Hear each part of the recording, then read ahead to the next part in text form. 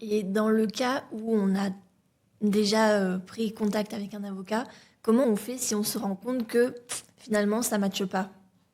Vous avez fait un premier rendez-vous de prise de contact avec un avocat, ça ne matche pas. Vous dites que vous n'allez pas poursuivre la relation. Ensuite, si vous avez déjà signé une convention d'honoraires, parce qu'il faut savoir que c'est obligatoire, quand vous vous engagez avec un avocat, votre avocat doit vous faire une proposition d'honoraires et vous faire signer une convention d'honoraires. Une convention d'honoraires, c'est un contrat. C'est comme dans tout contrat. Dans un contrat, on prévoit la fin.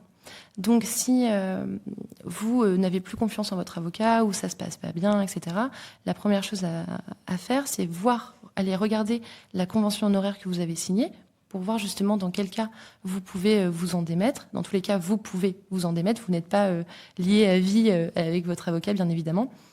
Et selon les rapports que vous avez avec lui, je pense que le plus simple, c'est être transparent, l'appeler, dire bah, écoutez, j'aime pas trop la ligne qu'on prend, j'aimerais changer, aller voir un confrère ou autre, selon la réaction qu'il a. Et après, vous pouvez simplement changer d'avocat. Et le nouvel avocat que vous prendrez vous expliquera plus en détail comment faire s'il y a un souci, en sachant qu'il y a toujours l'ordre des avocats qui est à la disposition également des particuliers en cas de problème sur les honoraires, une contestation ou autre.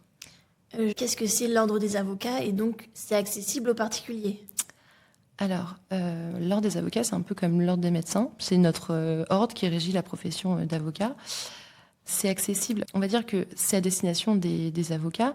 Toutefois, on a des adresses mail où vous pouvez contacter un membre de l'ordre des avocats, notamment en cas de contestation d'honoraires. Par exemple, vous pouvez prendre attache avec notre bâtonnier, donc le bâtonnier des avocats dans ce cas-là. Et il y a toutes les adresses qui sont indiquées sur le site du Conseil national des barreaux.